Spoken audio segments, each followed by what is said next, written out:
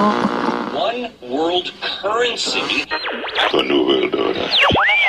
Those are the roots of trouble. I imagine that right now you're feeling a bit like Alice, tumbling down the rabbit hole. Let me tell you why you're here. You're here because you know something. What you know you can't explain, but you feel it. You felt it your entire life. That there's something wrong with the world. You don't know what it is, but it's there, like a splinter in your mind, driving you mad. It is this feeling that has brought you to me. This is your last chance. After this, there is no turning back. You take the blue pill, the story ends. You wake up in your bed and believe whatever you want to believe. You take the red pill, you stay in Wonderland, and I show you how deep the rabbit hole goes. All I'm offering is the truth, nothing more.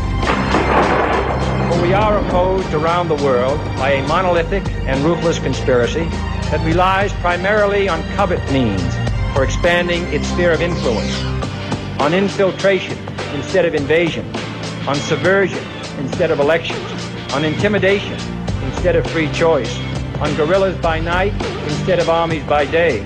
It is a system which has conscripted vast human and material resources into the building of a tightly knit, highly efficient machine that combines military, diplomatic, intelligence, economic, scientific, and political operations.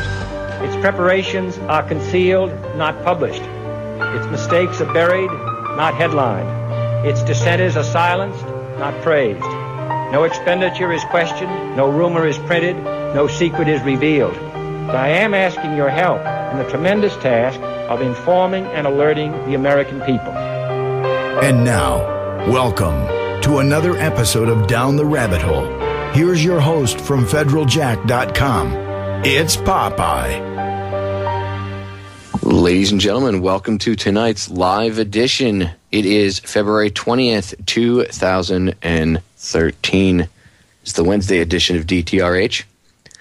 Monday, the 18th, I was not live. I put a rebroad on, just in case anybody's wondering, because I know I got a few messages on Facebook, and I got a couple emails. Popeye, is everything okay? Yes, everything's okay. I had to take the night off. I had to take care of some personal stuff. I just did not have enough time. I end up dedicating so much time to Federal Jack and doing stuff behind the scenes for my site, plus helping Jimmy out when I can, and then taking care of my own radio show and doing the archives and doing all that stuff, that it takes up more than half of my awake time, usually about 3/4 of it, and I don't have time to take care of other things. And Monday had a few issues I had to take care of with my vehicle and a few other things, so I took the night off, played mechanic, did what I had to do, and here we are back live today. And tonight I have an epic broadcast for you all. All right, remember, I've done 7 off-air interviews. One of them I've already aired, which was Garen Angel, the CEO of magicalbutter.com, which it's in the archives. You guys can go check it out. But amongst those 7 was another interview I did, which I've been dying to get on. I mean, I want to air all of them, but this one in particular, I've been really dying to air it. And it's been sitting in my crawl that I haven't been able to air any of them because I've been so busy, and then all, other things happen, so you have to do a broadcast about this or that. So tonight, I'm going to be airing my interview with Ben Stewart. That's right, a filmmaker behind the movies KYMATICA, ESOTERIC AGENDA, and UNGRIP. He's also got a band. He's just an all-around enlightened individual, so I'm going to play the audio from my interview with him tonight for you all here. It's a little bit longer than I have time for in the first hour here, so I'm going to end up finishing the interview with him off in the second hour, and then I'm going to get into a few other things.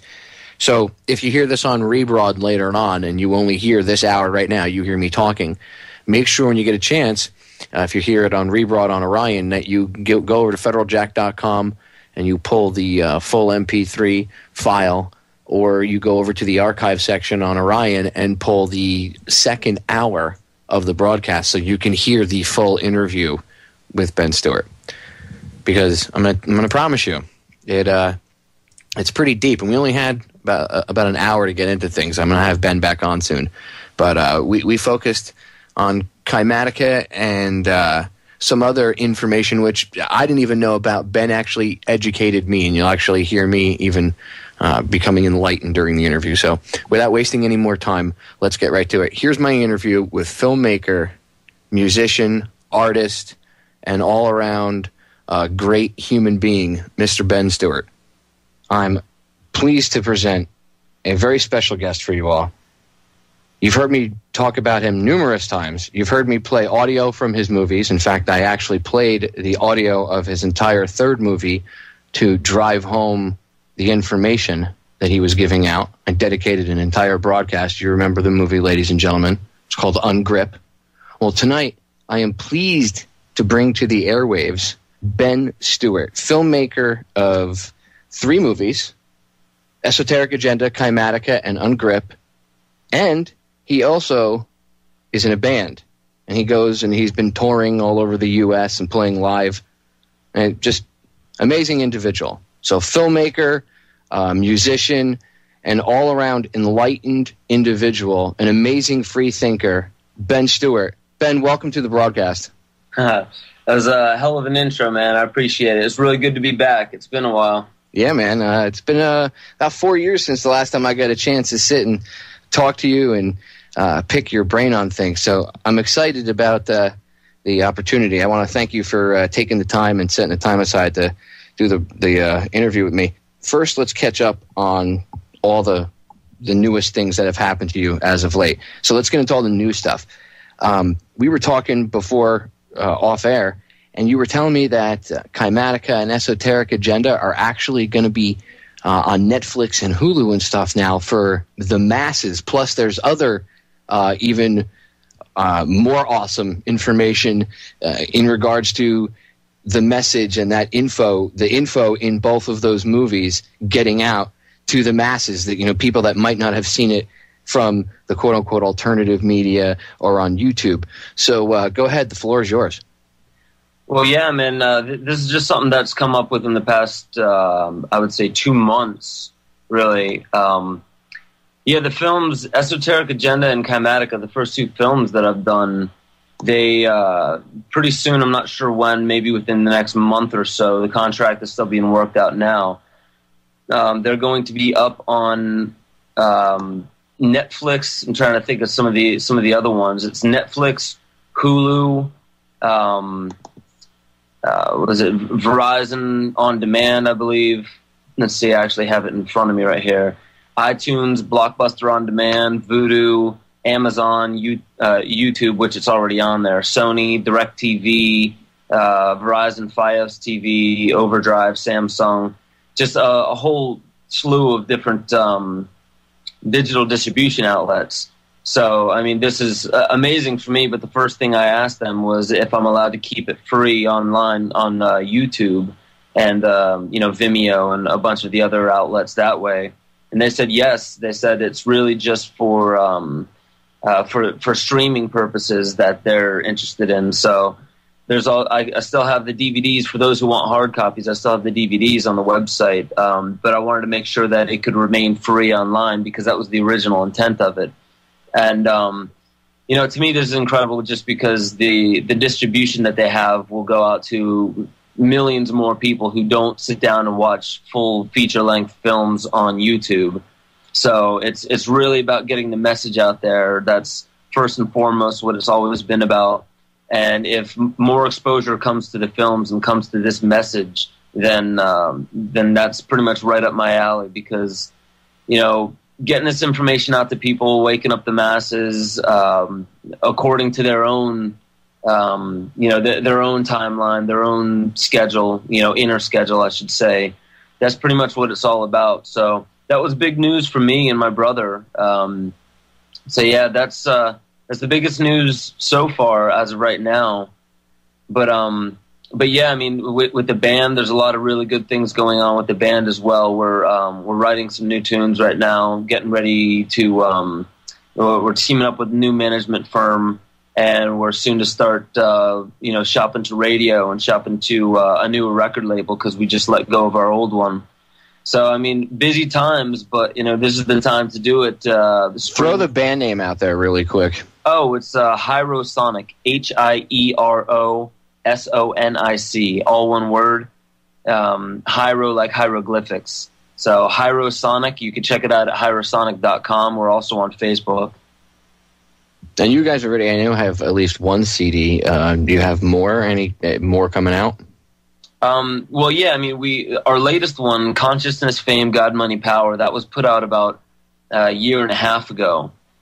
And we're just now writing some new tunes. We may re-release that record. We actually may work with another producer on some of those songs and put a few new songs on the record and re-release it.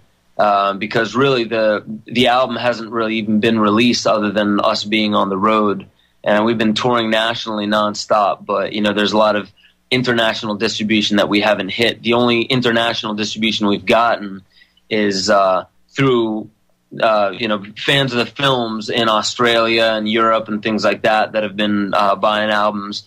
But it was released through Saturn, which is a distribution outlet out in Germany and pretty much all the Netherlands out there.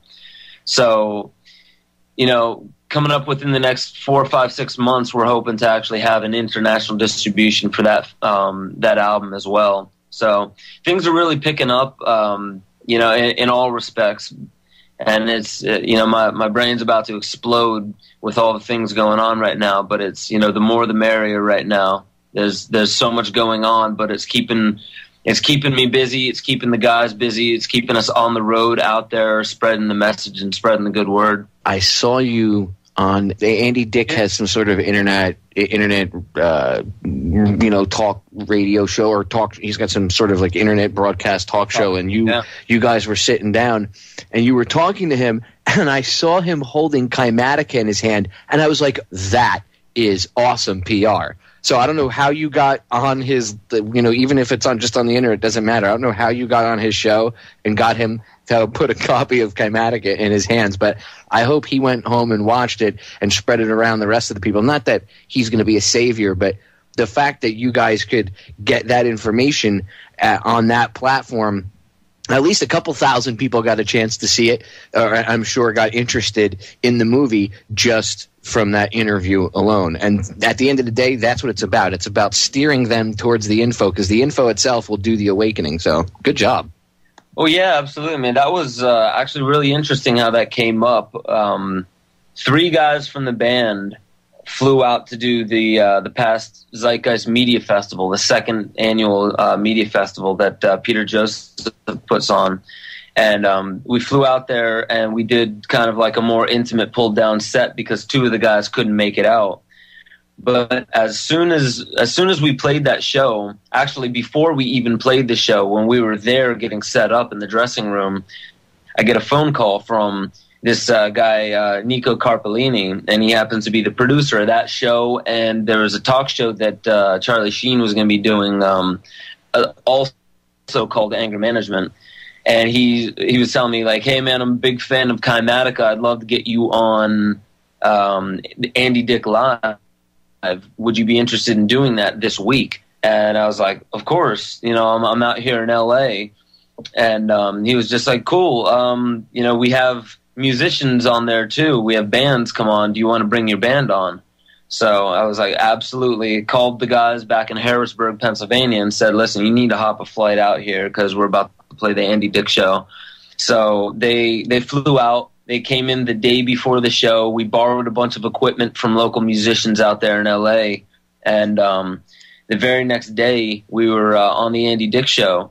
And we actually hung out with him quite a bit. The day before the show, we picked him up. We went down. He was in rehab down in Anaheim. So we came down and picked him up from there and took him out for a little bit and hung out, really got to know him really well. And he was just like, listen, I was supposed to have 3-4 guests on the show. I'm going to tell 2 of them to F off because I want you guys to do, I want the full band to do a half the show basically for an interview. And we were like, cool, that's all right, just as long as, you're all right with kicking 2 people off. And he was like, yeah, I was already planning on doing that, blah, blah, blah. One thing led to another, and we got to play 2 songs on it, and ended up doing half the show as an interview and then hanging out a little bit more afterwards. Really got a lot of good exposure, but some of the coolest stuff that came out of it, not just the fact that we made friends with Andy, but a lot of the producers there were really into our stuff, and they, obviously it's a network, so they have connections with a bunch of other networks out there. So it got our name out there in LA through those networks, and we've already been asked to come back out there. So yeah, man, that was a big deal that came out of nowhere. That's awesome, and it's synchronicity, man. The universe works in mysterious ways. You know that better than anybody. So it's just, it's good. Look, you're getting out the information to people that need to see it. This is real stuff. And I mean, that's a platform. A lot of people would say, oh, well, it's Hollywood. How's that going to help? People, that's where the masses of the country are plugged into. So if you can get into that device, whatever, if you can plug yourself in and get the information out through that platform, that device out to the masses, and all of a sudden they go, holy crap, wow, I've been asleep. I need to wake up and start paying attention and maybe start looking at things a little more critically. Then you did your job. If you get somebody to even think outside the box on one subject, you've done your job, because that's eventually, as you know, is going to snowball into where you are today. Unless you, of course, have some sort of hardcore religious dogma, then you stop and you don't allow yourself to get where people like yourself or myself or Mark Passio, Fritz Springmeier, hundreds, thousands, millions of other people around the world are getting to that point. I find religious dogma is a big thing that stops people from looking beyond a certain point. What say you? Well, I mean, you're totally right about a couple things there. I mean, it being Hollywood is the precise place that you would want information that can help wake people up, because there's no point in shaking people that are already awake to try and wake them up. No point in preaching to the converted already. You might as well go where people are stuck in what you would call the matrix. And that's, honestly, I'm not a whistleblower. I wouldn't even call myself a researcher. I'm just an artist who happened to find different ways of bringing that art out to people. I love one thing I can say, I brought up Peter Joseph from the Zeitgeist thing. We're fellow filmmakers. I don't really, I'm sure he would say the same for my work. There's a lot of stuff in his work that I don't agree with and that I wouldn't follow along with, but it doesn't really matter. I don't care about that because he's an artist. And the one thing I could say about what he did was he made a 2-hour film, the first Zeitgeist. And from point A to point B in 2 hours, he changed millions of people's lives. And I don't care who you are, Vincent van Gogh, you could be Salvador Dali, doesn't matter who you are. Those are people that with one piece of art, they changed people's perspective on the world. They changed people's worldview. And that's, what I intended to do, was not necessarily make people believe what I believe, not to bring people into the intellectual or the informational outlet that I was bringing about. It was more or less just to open people's minds to things that they haven't opened their minds to, because what I see, and now leading into the next thing that I agree, dogma, religion is not bad whatsoever in my book, because religion comes from the root word religare, which is to unite with God. It's the same thing as yoga, to unite with the one true reality. And in a sense, that's what any of us are doing. We're seeking truth, and truth is out there everywhere, but it's riddled into the matrix. So, long story short, basically dogma, though, is people not allowing themselves to adapt and roll with the ever-changing reality, because reality isn't a fixed thing. Reality is an ever-evolving process, and it's a way, just like Taoism. The Tao is the way. It's a process. It's not the thing about the universe. It's the way of the universe, because everything is always changing. So dogma, it stagnates the mind. It brings people into crystallizing their beliefs and thinking that their beliefs are real, thinking that the way they believe about God, the things that they believe about the universe are real. And in truth, the most enlightened of them out there, the sages, the gurus, the masters, they would say, I still, having meditated and reached samadhi, reached nirvana, I still do not know, I just see. And there's a big difference between knowing and seeing. And that's all that I could say. Is the more that I've researched, the more that I've been on this path, the more I realize that there's less and less that I can really say to people to change people. The more I realize what it actually is out there, what the actual process is me being me allows other people to see in my eyes that I'm at least honest with myself, and that allows them to be honest with themselves. And that's what salvation is. The reason why we are in this matrix, as you will, or this feeling of slavery worldwide, this feeling of tyranny, this feeling that we need to escape from something, or we need to better ourselves, or be something other than who we are, it all comes back to this idea that we should be a certain way, rather than just living, just being, just recognizing who we are, and not placing a demand upon what that is, not placing a judgment, but just recognizing that there is no good, there is no bad, there is no right, or there is no wrong way to live. There's just the ones who live and the ones who are not living because of fear. Well said. Very powerful and very well said. And I preach pretty much the same thing. In fact, I did a broadcast last year about the false ego, and that's one of the things I want to pick your brain about. I did a broadcast about the false ego, and I took snippets from KYMATICA, and I played a little bit of the maybe 5-6 minutes of the audio, and then I kind of broke it down and did a lot of commentary on it. And it's amazing how the false ego is responsible for a lot of this bogus fear that we allow to control us, because it needs that fear in order to survive. It feeds off of us. It feeds off of our consciousness, and the way it controls us is through that fear. And we do it to ourselves too, because we buy into it. I find that I'm going to pause it right there, ladies and gentlemen, because we're coming up to the bottom of the hour break. I'll pick it up right where we're leaving off when we come back in a few minutes. Don't go anywhere. More with my interview with filmmaker and freethinker Ben Stewart. Go check his movies out: UNGRIP, KYMATICA, and ESOTERIC AGENDA. We'll be right back. Ladies and gentlemen, we are back, and I want to get right back into it with my interview with filmmaker Ben Stewart. Here we go.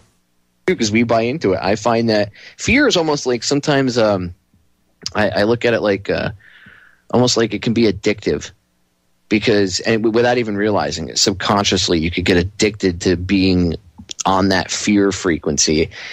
People don't realize, and I try to preach this as much as I can, although I hate the word preach because that entails, standing at a pulpit, but I try to push it at least into people's minds that when you look at all of this, when you sit back and you take a look at this and you realize that, let's look at personal lives for a second. Let's look at your anything in your life that you've allowed fear to control you. Just pick one thing. Once you start focusing on that and realizing that it's two frequencies, fear and love, and then hate is not really part of that equation. It's a sub part of fear. You have people that aren't thinking freely, and then fear, which ultimately doesn't get you to think freely at all or clearly, because like Bruce Lipton said in your movie, and I mean, being able to interview him had to be awesome, because I'd love to pick his brain, but he said it really well, and he put it in an easy to understand nutshell for everybody. Your body is it's in one of two modes: growth or protection. And if you're in protection constantly, you can't grow. And if you can't grow, you don't evolve. And if you don't evolve, you don't survive, and because you can't adapt. And look where we are today. Look how profoundly sick society is because of this. Yeah, I mean, I love Bruce Lipton's work specifically because he's one of the leading cellular biologists out there. I mean, even though he's not practicing with his PhD anymore, he graduated from that. But, I think the one thing he realized that it took me a while, but I eventually realized was if you're looking for truth about your path, look no further than your body. Our body, our anatomy is a perfect reflection of exactly how we grow or how we stagnate. So when Bruce Lipton's talking about being in fear, which is protection, or being in growth, which is just the natural flow, the natural circuit that we live in, that's how evolution occurs. You look at your body, how does it grow? Well, it grows when it can digest what it has consumed. And it does not digest when it is in fear or when it is in protection mode. It shuts down all of the digestion, and it shuts down all of the internal visceral organs when it needs to protect itself, because it takes a large amount of energy to digest food. And just looking at that, a lot of the research that I've been doing lately comes with, Qigong and Qi Ne Song, which is a form of abdominal massage using Qi, which is just a vital life force energy that exists within the battery of our intestines. Because our intestines creates the energy, obviously. It takes the food and it generates the energy that our body lives off of, and our mind directs that energy. That's what the mind is there for, to give it a framework. So if you were to look at the body, and this is why I love Bruce Lipton's work, and I'll consistently spout his name anytime I get the chance, because he could put it so much better than I could ever dream of. His work really just gets into recognizing that when you take in food, if you are not conscious and aware of the process that the food is actually going through, and I mean actually being conscious of the food that's going in your body, paying attention to the way it tastes, paying attention to the texture, the color, the smell of it, after it goes into your system, paying attention to how it makes you feel in your stomach, because I get into this in my work that food is yet another drug. It's like taking ayahuasca or mushrooms or LSD or marijuana. It's something that alters you on a hormonal and chemical level. Now, we don't look at it as a drug because it's something that as soon as we came out of the womb, we were on the nipple. So we don't recognize, unless you've fasted for about 7 to 10 days before and recognize how your body reacts without food, then you don't know how your body reacts on food. And it's the same exact way. It's like if you were for the first time to take a hallucinogen, the first thing that most people do is you have to observe your body. You have to observe your emotions. You're observing yourself because you have no idea what that substance is doing within you. Well, we didn't really observe as soon as we came out of the womb and were immediately on the nipple and immediately having food into our system. So we never paid attention to anything but how we react to food. So when food goes into our system, it changes us in a certain way. And the way that we actually use it is in the gut. When we experience a trauma, food actually stops its digestion at a certain spot within us. And it will actually cause a blockage. And that blockage doesn't mean that you're going to be constipated. It just means that there will be some form of energy blockage that doesn't allow for the corresponding organs in that section of the GI tract to function properly. So what happens as of that point is your body becomes malnourished in a very specific way according to that organ, because it's not functioning properly, because there's chronic contraction of the muscles. And what happens is no energy is going there, therefore no consciousness is going there. So that is where you store repressed emotions. So all the repression that we have, even if you remember it intellectually, if we haven't digested the emotions, that's where it sits. It sits in the gut. And we have about 10 trillion neurons in our intestinal tract, just like the neurons in our brain. And leading science, there's even a book called The Second Brain, and it's all about the brain in our stomach, because it's an emotional brain. It's there to process emotions and digest emotions. So food is directly correlated with our emotions. So if we want to know what's blocking our spiritual path, what's blocking our evolution and our growth in life, then, and this is directly corresponded to our feeling of slavery and our feeling of the masters, the eternal they, the ones who are lording all this power over us. That feeling is actually in a specific spot in our gut corresponding to a specific organ, whether it be the spleen, the kidneys, the colon, the liver, whatever it may be. It has a specific spot within us. And Chi Net Song is a form of abdominal massage that has to do with finding the blockages within the gut. To simply, all you have to do is, once you find the blockage, press on it, breathe into it, and just put your mind on it. You don't have to do anything else. It's nothing metaphysical. You don't have to do chanting or anything like that. You just pay attention to that spot in your body. And what you'll recognize is the more you breathe into it, the more the blockage will start to move and digest itself. And that's when we start to realize that emotions, ancient emotions, start coming up.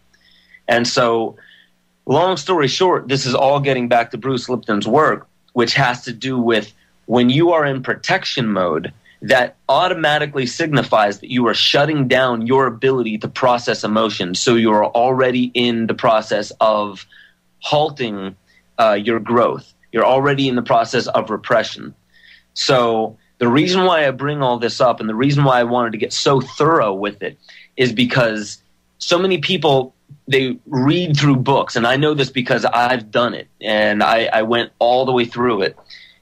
You read through books and you watch documentaries, and you think that this information, this intellectual, analytical information, is going to propel you into your own self-growth and your spiritual path.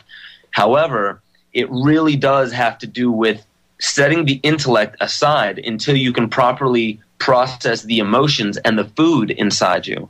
So this is why lately, when I went on this past 3-month tour in Europe, what I was speaking about mostly was understanding the food that goes in your body and how to remain conscious of it. And that's pretty much all that I've been speaking about lately, because I find fasting and having a specific healthy diet to be the most spiritual, physical practice that you'll ever find.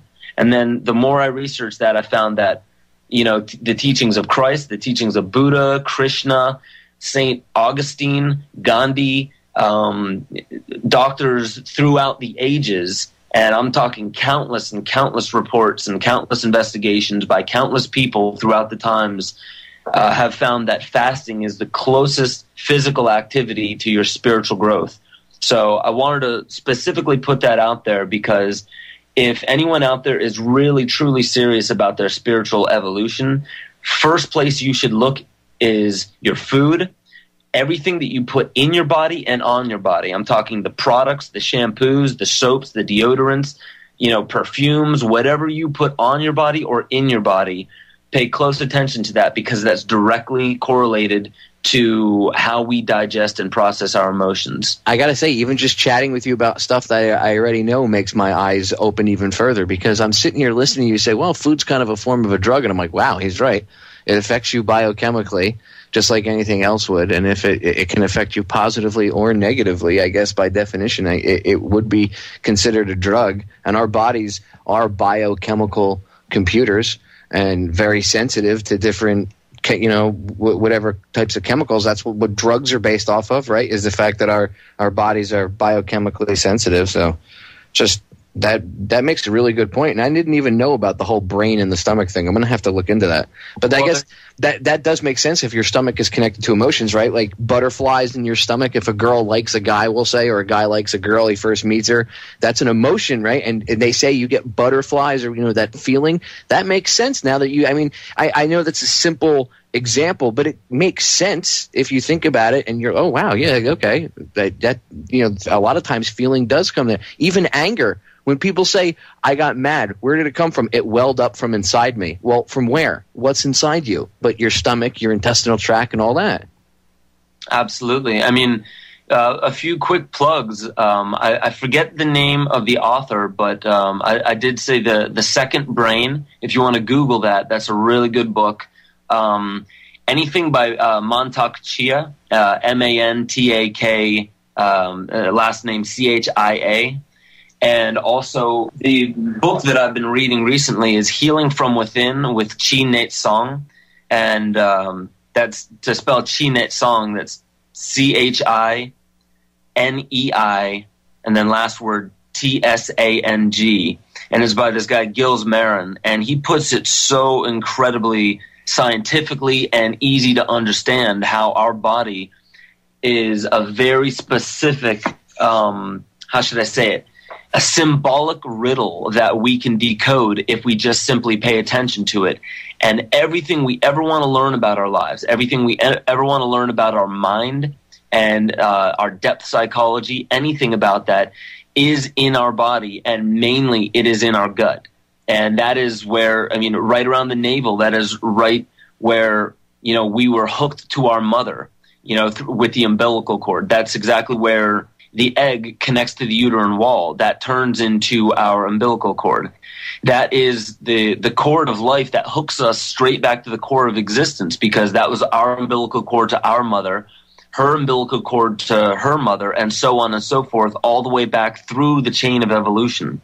So the important thing about that is recognizing that is the core of where everything comes from within. So if you have recurring thoughts, recurring dreams, if you have any type of recurring problems or routines, behaviors, habits, whatever it may be, if you want to locate the core of that, even the psychological core of it, pay attention to your gut. Pay attention to how you process food. Pay attention to how you breathe, because the way you breathe, there's certain spots and blockages where you can't really breathe into it, so you overcompensate by breathing into other parts of your body. If you're having back problems, it's probably because there is a blockage within your gut that is causing malnourishment and a weakening of the muscular structure, so overcompensation of other muscles have to kick in.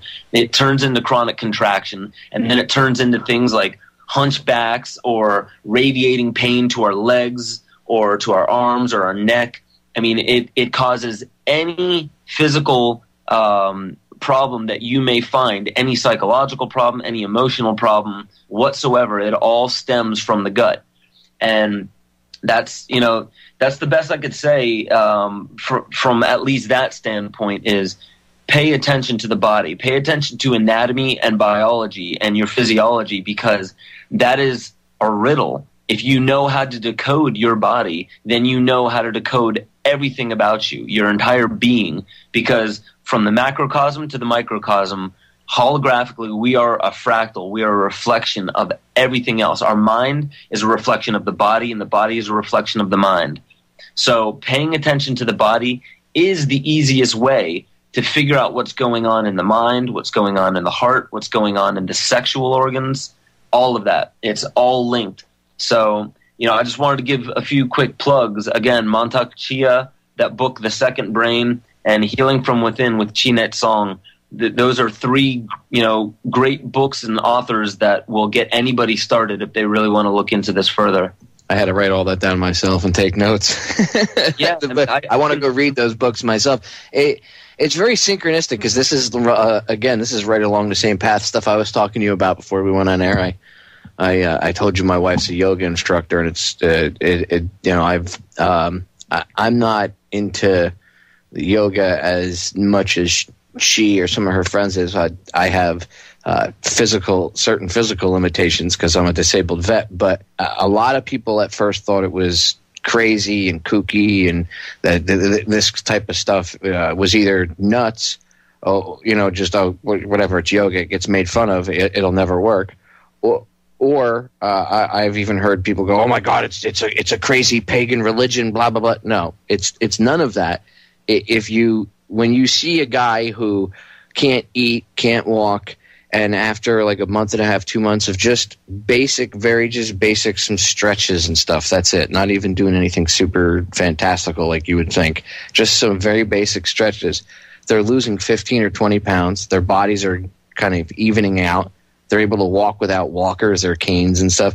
So it is amazing from someone who used to make fun of things like, years ago when I was younger, and I've always looked into the esoteric and stuff, but when it came to certain things, I was like, all right, that's a little too, and I would say hippie-ish. Mm-hmm. But I got to tell you, man, when you align your body correctly and you eat properly and you get in touch with yourself and you learn the idiosyncrasies of your own body, you're right. You not only get in touch with yourself on a physical level, but it gets in touch with yourself on a much deeper level. And there's nothing but benefits from that. Period. There's nothing wrong with that. A lot of people think that there's something wrong with that. I don't see anything wrong with getting in touch with yourself. You know what I mean? And getting to know yourself. Because from that, if everybody did that, they would straighten individually their stuff out, which then on the collective level, it would pick up. Because just like your body, if there's issues with your body on a cellular level, you're going to feel it personally, physically in your body, even if it's a small cellular level. Well, if you look at the country or the world and you look at the people on the planet as the cells on this living organism, right? Well, if we're sick inside, then the world is going to be sick. And that's why it's such an effed up place. And that's like the root cause of all of this. That's how they can, the powers that shouldn't be, that's how they can control things. That's how all of this, at least that's what I see. A lot of the root cause stems from that. If we could change ourselves from within for the better first, that's how you can change things on an outward level. And I tell it to listeners all the time. First, you start to apply some of these lessons, that you'll learn from researching this stuff to your personal life. And when you start to do that, and I mean, when I say personal life, I mean yourself, the way you eat, whatever, aspects of your life. When you start to do this, you change. And when you start to change for the better, then that will emanate outwards. And then if everybody did that, they would literally self-heal. It would be almost like it would almost be like the humanity was healing itself, because we're psychically sick. That's what we're seeing, is this physical manifestation of the sickness in the psyche of humanity. That's how come there's no morals anymore. I mean, look how depraved things are compared to you've got to be around my age. I'm in my late 30s, so you've got to be somewhat around my age, my generation. I know you've got to be old enough to see the huge difference between when you were a kid compared to now. I mean, things weren't rosy and hunky-dory when we were kids, but even compared to from then till now, it's this huge downturn. I mean, in morals, the way that 14-year-old girls parading around dressed like little sluts, all that. To me, that is a symptom of a much larger problem. That's a profoundly sick society, and it's a psychic illness. What say you? Absolutely. I mean, you look at society, and it's a direct reflection of the mind frame that everybody's living in. I mean, you don't turn on the TV without finding sex being flaunted out there, and it's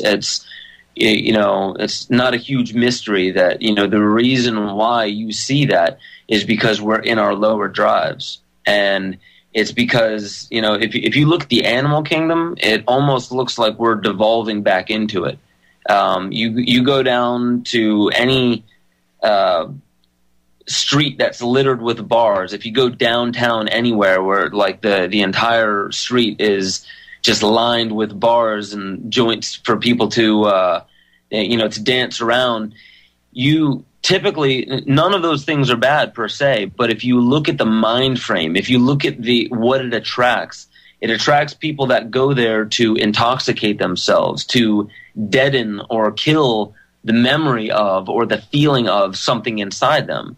And it turns into a breeding house for animals. And I say that with all due respect, but it truly is. You find people that are looking to mate and fight. That's it. You go down to any place where there is heavy drinking and drug use and, any type of part of the city or town where there is that type of activity, what you're going to find is animalistic behavior. All right, ladies and gentlemen, I'm going to pause it right there because we have the top of the hour break coming up. First hour just went right by so fast. If my fingers weren't so dry, my snapping of them would have been louder. You would have heard that sound effect a bit louder, but oh well. Too bad, so sad. Stay tuned for hour number 2. Don't go anywhere, because I still have a little bit over 20 minutes to go with my interview with filmmaker Ben Stewart, so you don't want to miss it. Enlightening, to say the least, so far. Don't go anywhere, ladies and gentlemen. We'll be right back.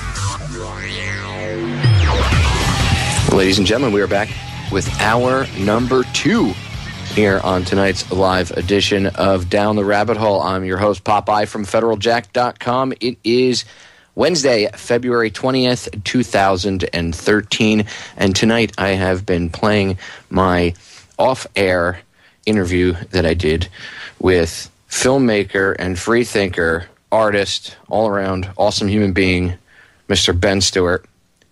His films are KYMATICA, UNGRIP, and ESOTERIC AGENDA. And actually, if you're going to watch them in order, you should watch them ESOTERIC AGENDA, because that's the first one, KYMATICA, which is the second one, and then UNGRIP, which is the third one. Watch them in that order. It makes the information that much easier to digest. We're going to get back into it in just 1 second. I want everybody to remember I have a free download section over on FederalJack.com.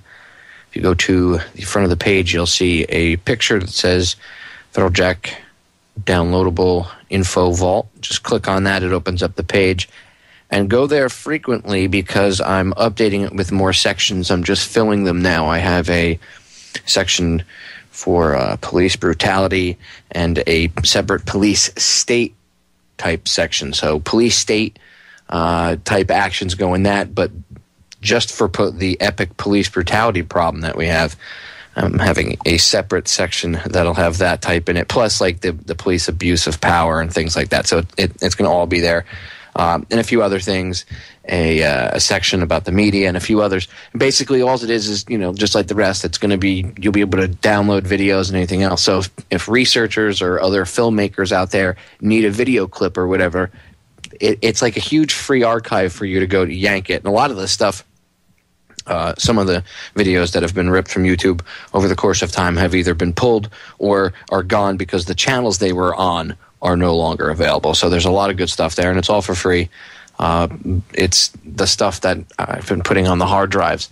I finally, it's taken me time to build this and get the information out there for free for people so they don't have to purchase the drive. I mean, to be quite honest with you, the drive is so packed that I'm only able to put about half of what I've got on there up on my server. But there's a ton more that if you picked up those drives, you'd see and have. But I'm putting up what I can. So just go to the download section. It's updated every day. It's all for free. Check it out. Enjoy. Pull the videos, the PDFs and everything. Educate yourself. Make YouTube videos. Make films. Do whatever.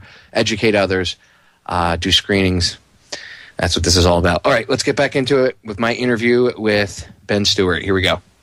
We're psychically sick. That's what we're seeing, is this physical manifestation of the sickness in the psyche of humanity. That's how come there's no morals anymore. I mean, look how depraved things are compared to you've got to be around my age. I'm in my late 30s. So you've got to be somewhat around my age, my generation. I know you've got to be old enough to see the huge difference between when you were a kid compared to now. I mean, things weren't rosy and hunky-dory when we were kids, but even compared to from then till now, it's this huge downturn. I mean, in morals, the way that 14-year-old girls parading around dressed like little sluts, all that. To me, that is a symptom of a much larger problem. That's a profoundly sick society, and it's a psychic illness. What say you? Absolutely. I mean, you look at society, and it's a direct reflection of the mind frame that everybody's living in. I mean, you don't turn on the TV without finding sex being flaunted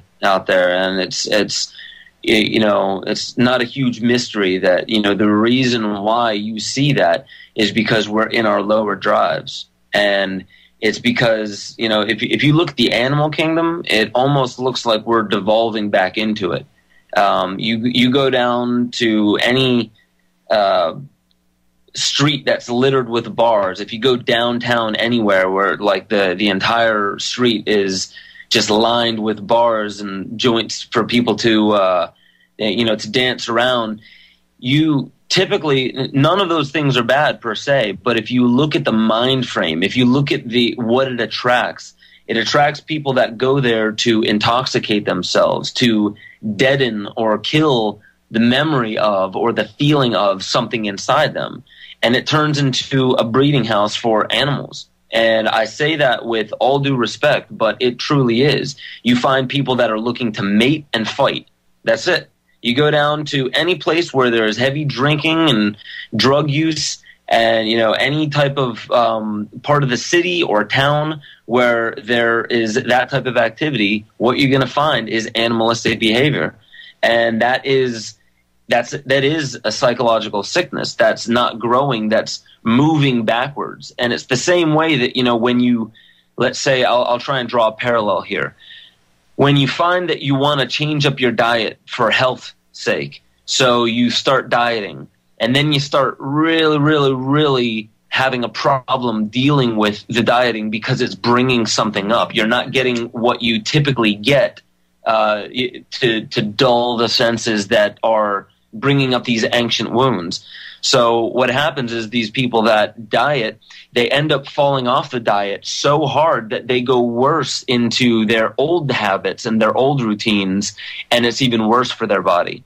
And that's the parallel that I'm trying to draw with. If you look at certain areas, it just reflects the mind being too afraid to draw the parallel between the mind and the body. And you seem to recognize that you were mentioning earlier about yoga and the way some people, specifically in Western society, way people look at yoga as being some hippie nonsense that has to do with like a spiritual pagan dogma.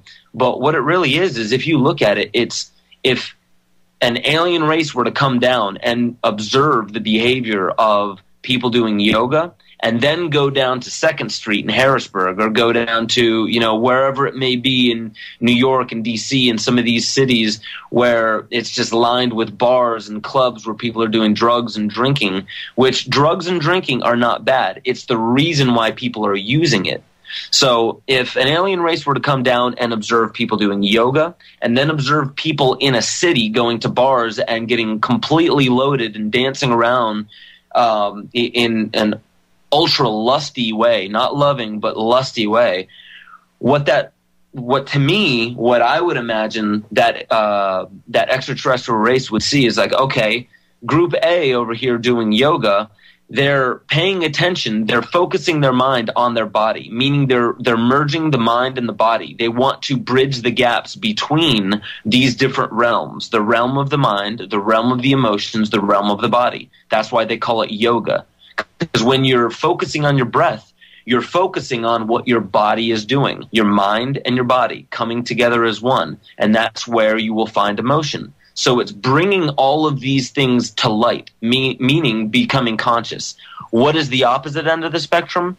The people that are out at the clubs drinking away their consciousness so they can dull those sensations and they can indulge in the animalistic side of things, which is dropping back and regressing into previous parts of evolution, the animalistic side, the lower drives, sex and fighting, you know, fighting for your mate, which is what you'll see. Any club you go to, you're going to see people fighting over girls. You're going to see guys getting loaded and fighting over girls and hoping to take one home and mate. Well, what do you see out in the wild? The very same thing. So that's really, I mean, my biggest point with all of this is if you have a preconceived notion about something like yoga or drinking or anything like that, take your preconceived notion into consideration, because drinking, like I was saying, doing drugs is not bad. It's a behavior, the same as yoga. They're all behaviors. However, you have to really, really be honest with yourself. Why am I drinking? Why am I doing yoga? Because let's say you can drink because you want to be social with your friends and have a good time with your friends. That's not nearly as damaging to your health as doing yoga for the wrong reasons. I don't know if anyone, listening has seen Get 'Em to the Greek, but Russell Brand in that movie is a drug addict, a heroin addict. And what, he mentions, but I was sober for 7 years. And his ex-girlfriend was saying, yes, and you were doing yoga 5 hours a day. There's nothing that you can't turn into heroin. And that's precisely what I'm talking about. What we're dealing with here is not the activity. It's not the behavior. It's not the words we use. It's not the things that we do. It's the reason why we do those things and say those things. That's what we need to look at, because that exists deep within our mind and deep within our gut. That's what we need to be observing a little bit more, and that's where we'll get to the real core of the problem of the illness of the world. I want to shift gears a little bit because I know we don't have much time left. So I want to, in a nutshell, because a lot of I've done broadcasts on it, and I know that people really need to go watch the movie KYMATICA to see really what it's all about. But if you could, I guess, in a nutshell, we've discussed. We talked about a little bit about the false ego, but could you explain maybe for the listeners that don't understand exactly what the false ego is? Explain what the false ego is. Well, for sure. First, you have to understand that there's the way things are. There's reality, and there's a reflection of reality, which is us, our being. And then there is a further personification, meaning a further materialized reflection of our being, which is our being's ability. And when I say being, that means that is the core of who we are. It's unlimited. It cannot be expressed in a finite means. So the best it can do is break itself down into time and space. And that's where our body lives. That's where, that's where we come in. And then to further take reality out of this unlimited, this infinite space, and bring it into this material world, this three-dimensional world where it's finite, what we have to do is we have to take that and basically bring all of our confusion about what reality is and give it a body. And so that's technically what the ego is. It's a body that's not necessarily physical, but it exists with our physical body, and it exists with our mind, with our emotions. It's a body in a certain way that houses our confusion and our misperception of what reality is. It's the only place where that confusion can exist, because our ego is not real. The only thing real about our ego is the fact that we are deluded by it. It is a filter that we are seeing reality through.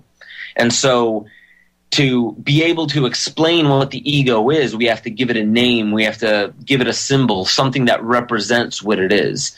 And ego, to me, the false ego, what that represents is the body or the storehouse for our confusion, our misperception, the place or the time that our filters exist. So, I mean, if that's, let me try and give another example just in case that's a little confusing. Basically, what our ego is the doorway between us, where we are now, between point A and point B, and point B being what we're growing into. Now, point B isn't a specific spot, because think of it as a circle. We are cycling in on ourselves, and we're consistently growing outward in our understanding of what reality is. So our ego is, let's say, the Rubik's Cube that we have to solve before we can get to point B, reality, growth for our being. So ego, the false ego, necessarily, it's not anything bad. It's nothing wrong. Actually, that's the specific reason why we incarnated here in this three-dimensional world, into this body. We did it specifically because of this riddle called life. And the riddle of our life, to be able to live our lives, to be able to grow through our lives, and to truly appreciate it and to feel love, we must have ego. It's like the same reason as to why a movie wouldn't be the same if there was no struggle, if there was no turmoil, in a sense. Let's say if Frodo in The Lord of the Rings, at the very, very beginning of the movie, if he was given the ring and he was already at the cliff of Mordor ready to throw it into the fire, and 5 minutes into the film, he throws the ring in, and for the next 3 movies, those very long movies, they were just celebrating, drinking pints and celebrating. It wouldn't be a blockbuster. Why?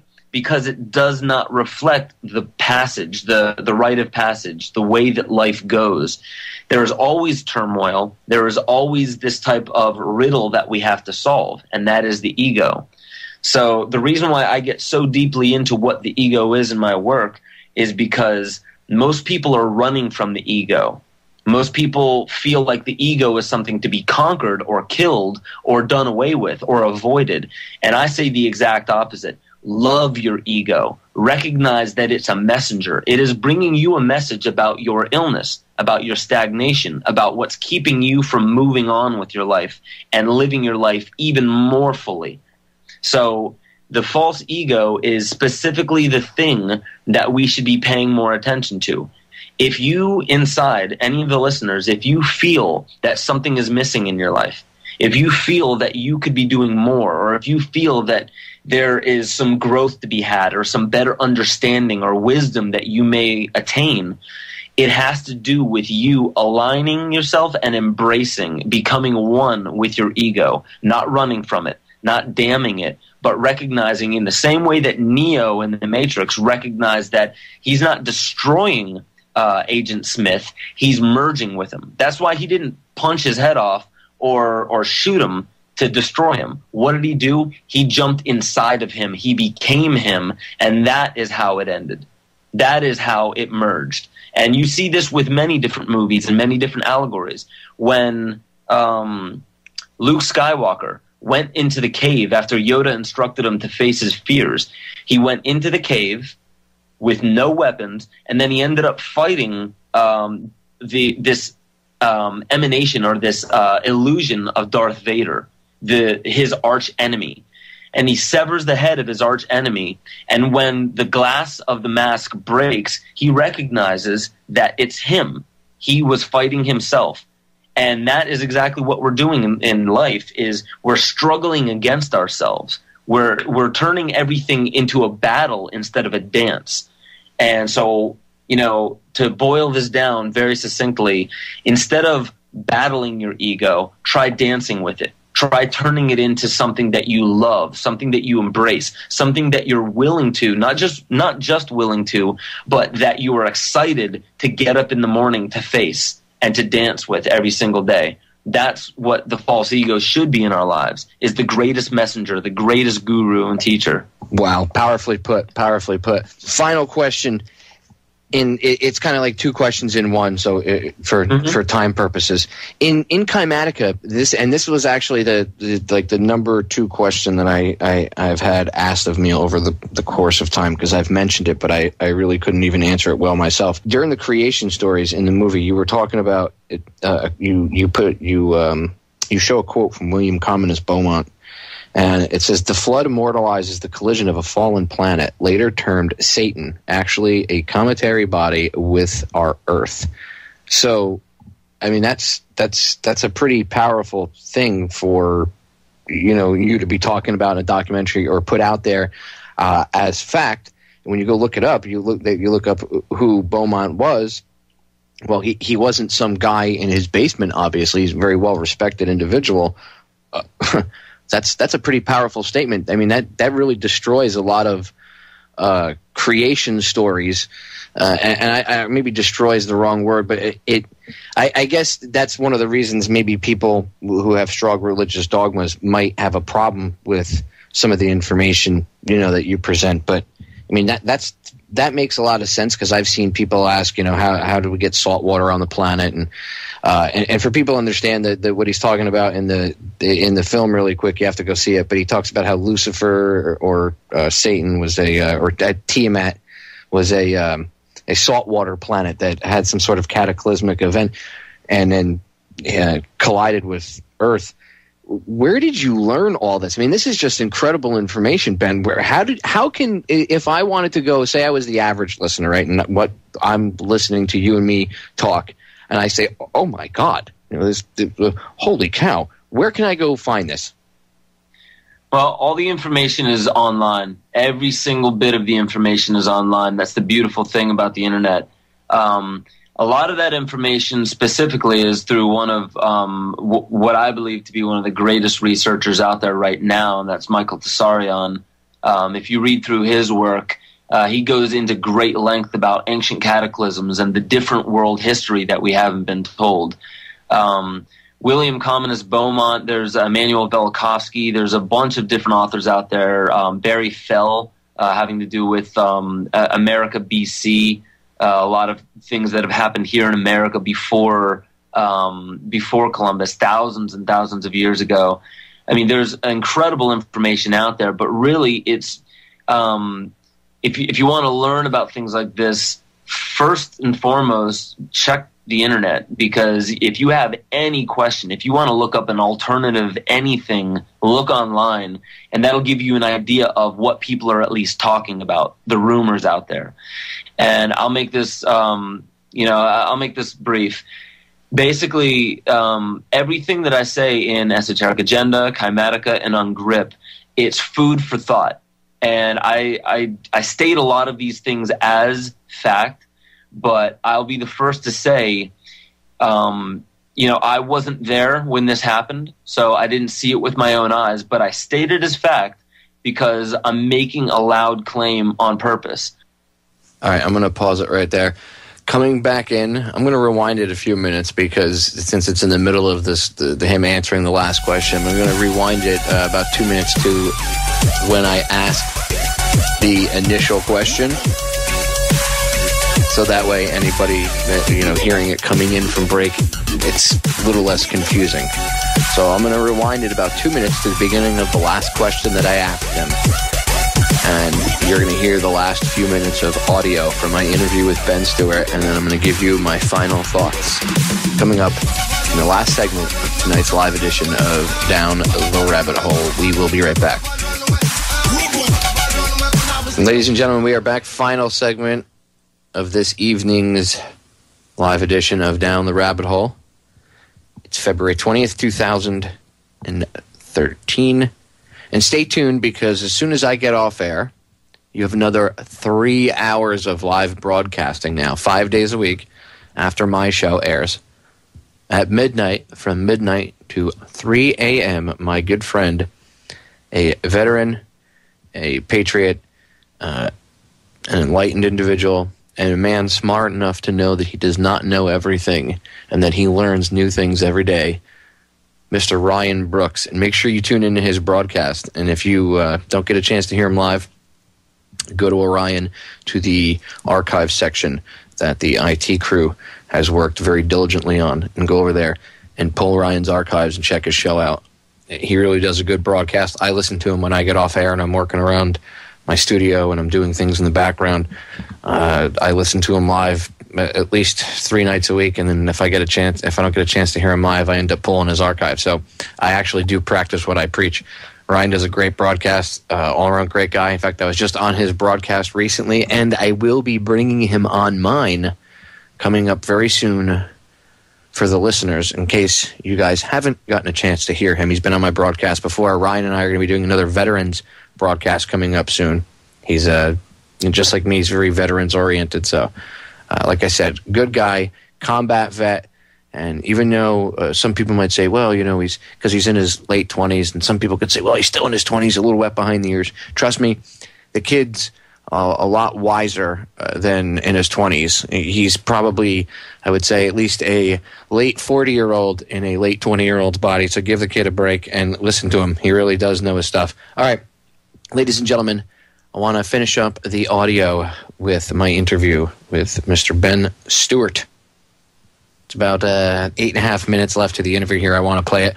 I rewound it so that you could hear the last question, because I had to pause it about midway through him answering it, so I wanted to make sure you got the full context. So here we go. Final question. It's kind of like 2 questions in one, so for time purposes. In KYMATICA, this was actually the number 2 question that I've had asked of me over the course of time, because I've mentioned it, but I really couldn't even answer it well myself. During the creation stories in the movie, you were talking about it. You show a quote from William Commonwealth Beaumont. And it says, the flood immortalizes the collision of a fallen planet, later termed Satan, actually a cometary body with our Earth. So I mean, that's a pretty powerful thing for, you to be talking about in a documentary or put out there as fact. When you go look it up, you look up who Beaumont was.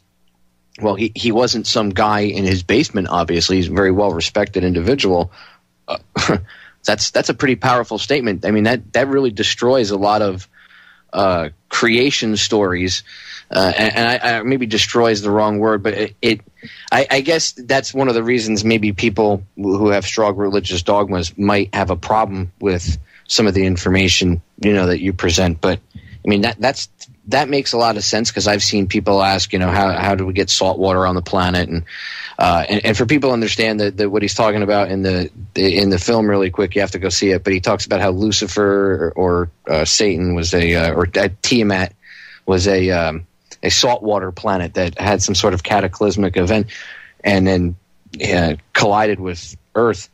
Where did you learn all this? I mean, this is just incredible information, Ben. How can, if I wanted to go, say I was the average listener, right, and what I'm listening to you and me talk, and I say, oh my God, holy cow, where can I go find this? Well, all the information is online. Every single bit of the information is online. That's the beautiful thing about the internet. A lot of that information specifically is through one of what I believe to be one of the greatest researchers out there right now, and that's Michael Tsarion. If you read through his work, he goes into great length about ancient cataclysms and the different world history that we haven't been told. William Commonus Beaumont, there's Emanuel Velikovsky, there's a bunch of different authors out there.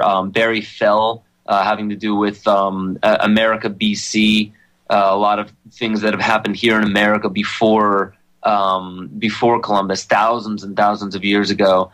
I mean, there's incredible information out there, but really it's if you want to learn about things like this, first and foremost, check the internet, because if you have any question, if you want to look up an alternative anything, look online, and that'll give you an idea of what people are at least talking about, the rumors out there.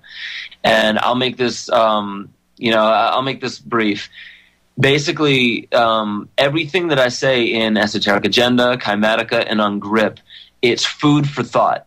And I state a lot of these things as fact, but I'll be the first to say, I wasn't there when this happened, so I didn't see it with my own eyes, but I state it as fact because I'm making a loud claim on purpose. I want people to challenge what I say and actually go and research it. If there's anything that I say that is wrong and people find out about it, good. That means that people are actually doing their due diligence and they're questioning things. They're being skeptical. They have a healthy amount of skepticism, and they're really looking into what's been happening on this planet. Because, I mean, anybody with an open mind will realize that lies far outweigh the truth when it comes to people speaking or writing history.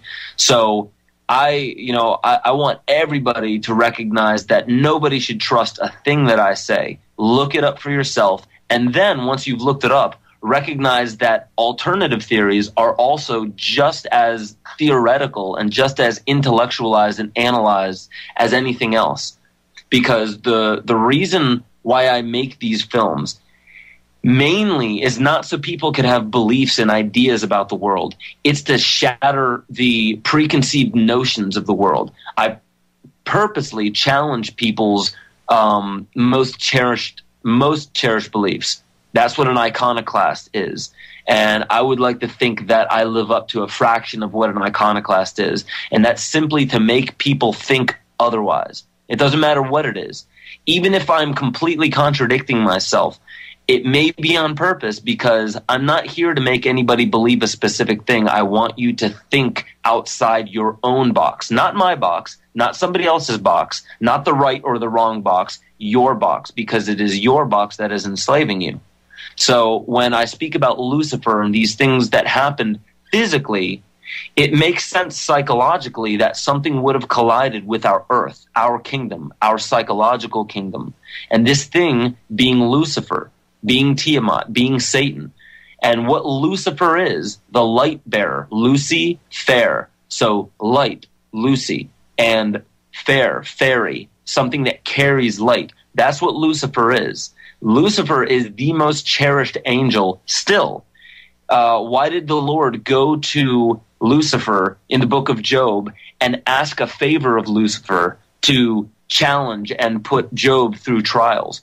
Because Lucifer is looked at as the most horrible thing to happen to humanity. However, Lucifer is the final step in initiation. That is why Christ had to go through Lucifer through his initiation, because it is the final test to see if you are truly thinking for yourself, if you are truly open-minded.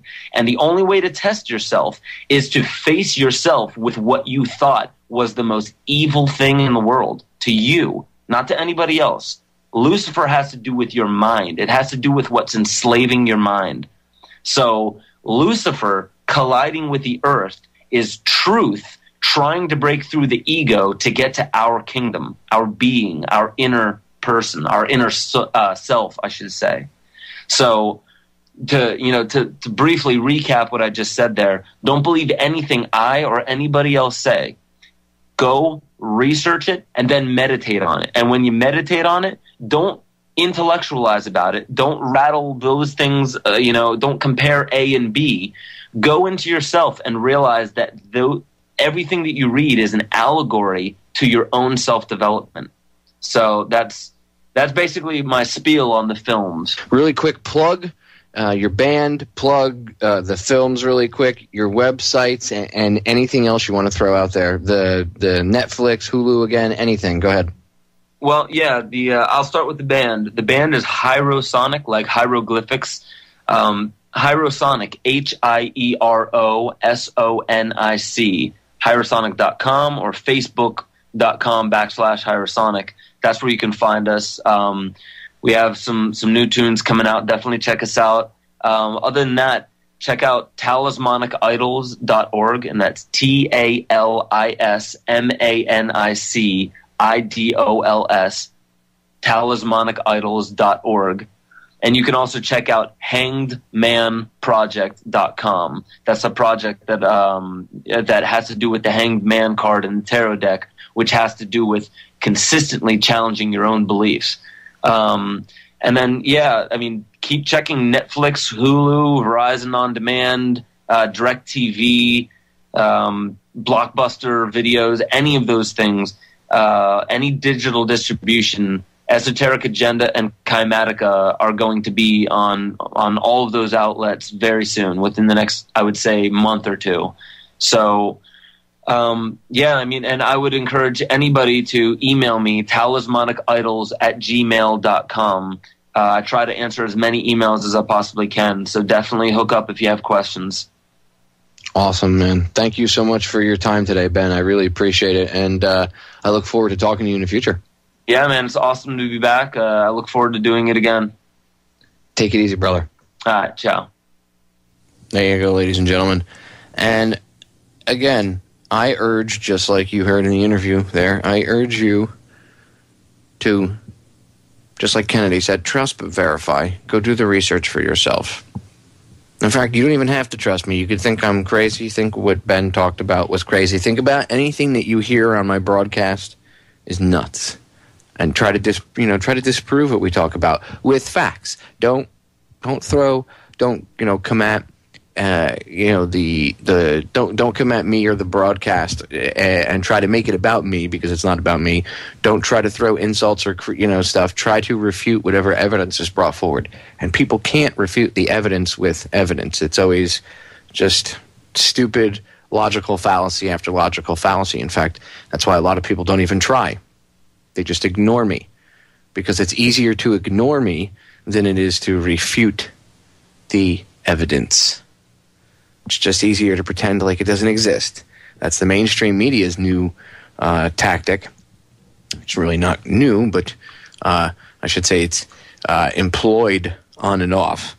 And it is. They've brought it to the forefront with conspiracies and stuff over the past, I'd say, 10 years, especially. Once in a while, they have to cover something because it's just too big and it's just too prolific. But they ignore it like it doesn't exist. Now, why would they do that? Well, because they're spokespeople for the powers that shouldn't be, and they don't want you to know any of this stuff. They don't even want you to think about any of this stuff.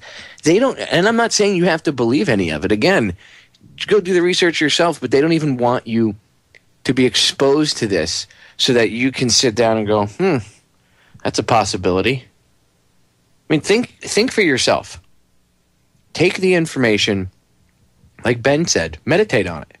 Close your eyes and just meditate however you do and think about the information and process it and see if, what you come up with. You heard me say during the interview, you heard me say to him that the stomach thing he was talking about was new information. Well, it was, at least to me anyway. And I had never really heard that the stomach was the second mind, although what he was talking about, it correlated with many other things that I've learned over the years about my body and about my stomach. Your stomach is where your immune system comes from. It's just, there's so many different things. I could spend, an hour going into the mechanics of our body and our quote-unquote gut. But he has inspired me to learn more about that.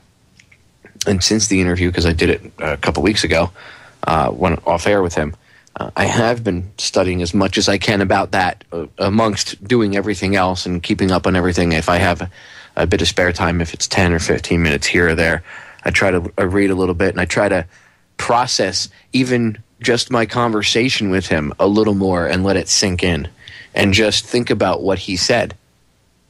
Just sitting here playing it for you and listening to the interview back while I'm, play back while I'm sitting here playing it for all of you.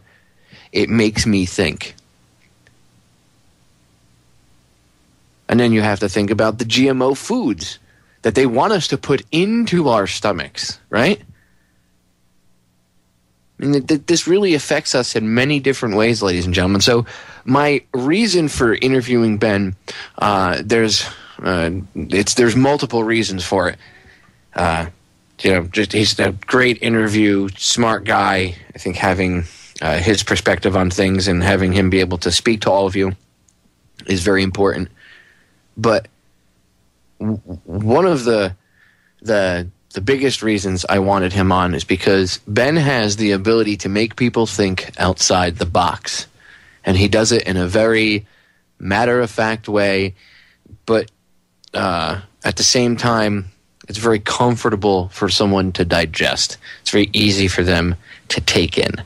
And that's why it was important for me to interview him and get his pick his brain and get this information on air out to you. And after I had interviewed him, and I had learned, again about the stomach thing, and it set me off on a little side path of educating myself. And it was amazing how the universe is synchronistic, because this dovetails in with a lot of other things in my personal life that I'm learning about right now.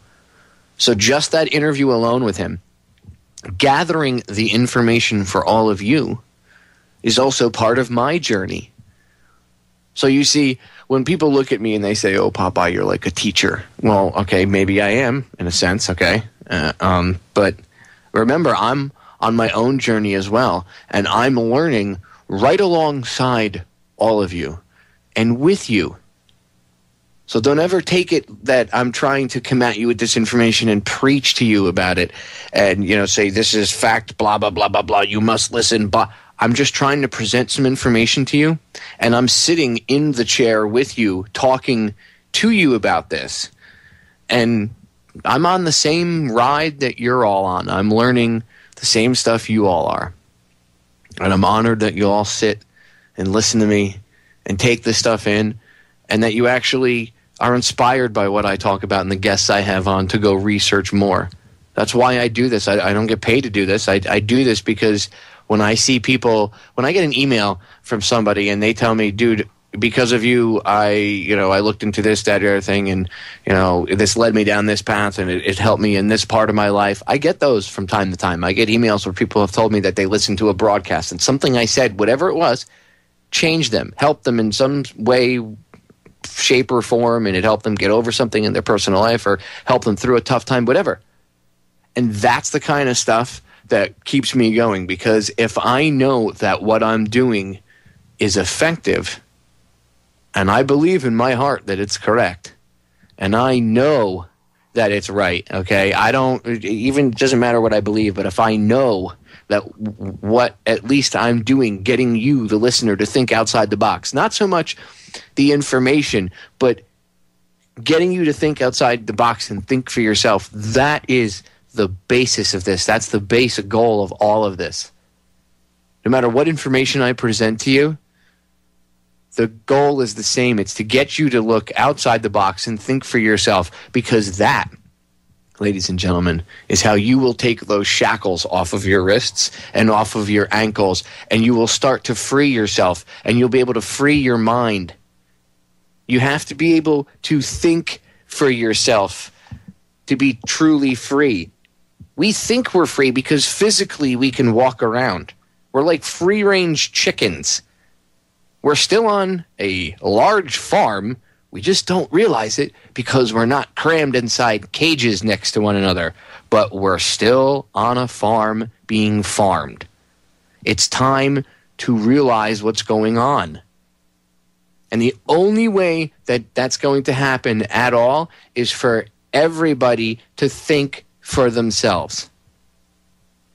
That's my goal with doing my broadcasts. And I know that's the goal that a lot of other hosts out there have. Now, I know there are people that get in this for money or fame, which I don't really know how there's fame in this, but okay.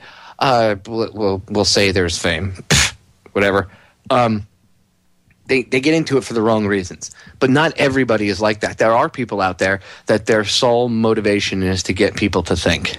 And I got to say, Ben Stewart is one of them. So I support him, and I'm glad that I was able to get in touch with him. And because, like I said, the last time I interviewed Ben, and I've been working on and off to get him on to interview, but he's very busy. He's touring. He's doing a lot of other stuff. And finally, we were able to work it out, and it just so happened that it worked out. And I actually had recorded the interview probably about an hour and a half before I went live on one of the nights that I was going live to talk to all of you. But the opportunity arose, and I had to take it. He is an enlightened individual. Again, Esoteric Agenda, KYMATICA, and UNGRIP. And if I remember correctly, the website's talismanicIdols.org. You might still be able to find DVD copies of, I don't know if he's still got DVD copies of Esoteric Agenda. I know I have one of the last copies of one of the older runs. I don't know if he's still got any left, but you can find it on YouTube. There's a bazillion copies of it. The information is just great, and stay tuned because he's going to have it on Netflix and Hulu, which that's just awesome. The fact that this stuff is getting out and this information is getting out to the masses, and people are going, more and more people will think outside the box. Again, it's going to spread like a virus. Information should be free. People shouldn't be afraid of information. Information isn't evil. The intent, the evil intention comes from within inside people's hearts. The same people that cry that guns aren't evil will turn around and try to lock information up and say, well, certain information, that's bad information, it's evil. No, information's not evil. Information is just information. It's what the person does with it. The intent inside a man's heart is what's evil or good. Ladies and gentlemen, we are out of time for this evening. I will catch you all again on Friday. Stay tuned for my good friend Brian Brooks. Don't go anywhere. He'll be live for the next 3 hours. Until Friday, stay true, stay strong. No fear, only love. I love you all. I'm out of here.